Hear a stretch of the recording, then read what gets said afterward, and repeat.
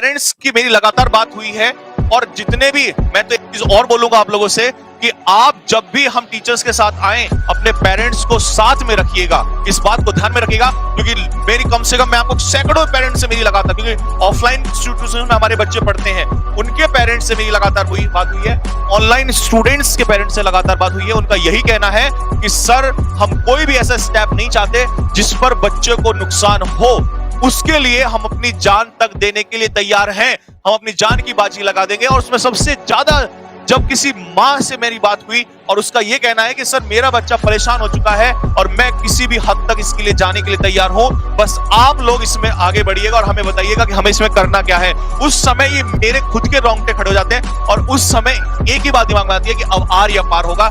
जिंदगी में बहुत देख लिया है, लेकिन अब इससे ज्यादा बर्दाश्त नहीं हो सकता। इसीलिए मैंने उस दिन भी कहा था कि मैं कॉन्फिडेंट हूं। मैं क्यों चिल्ला चिल्ला के कह रहा था? क्योंकि मुझे जो भरोसा था और जो कॉन्फिडेंस मेरे अंदर आ रहा था, वो इस बार पेरेंट्स की वजह से आया था।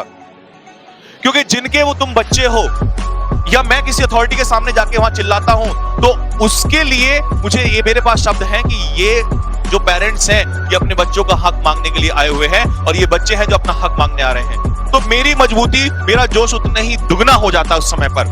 तो 15 तारीख को पेरेंट्स प्लस स्टूडेंट्स के साथ फुल कॉन्फ्रेंस एक बड़े लेवल पे, एक बड़े स्तर पे, राष्ट्रीय स्तर पर ये की जाएगी, और यहां से आवाज की जाएगी कि हमें इस चीज का जवाब दिया जाए, सारी मांगे हमारी पूरी की जाए, जो भी चीजें हैं इसको, क्योंकि हमारी मांगे बिल्कुल भी गलत नहीं है। ये बात सच है, और ये बात हर किसी के जहन में कि हमारी मांगे बिल्कुल भी गलत नहीं है, इसको हर कोई जानता है।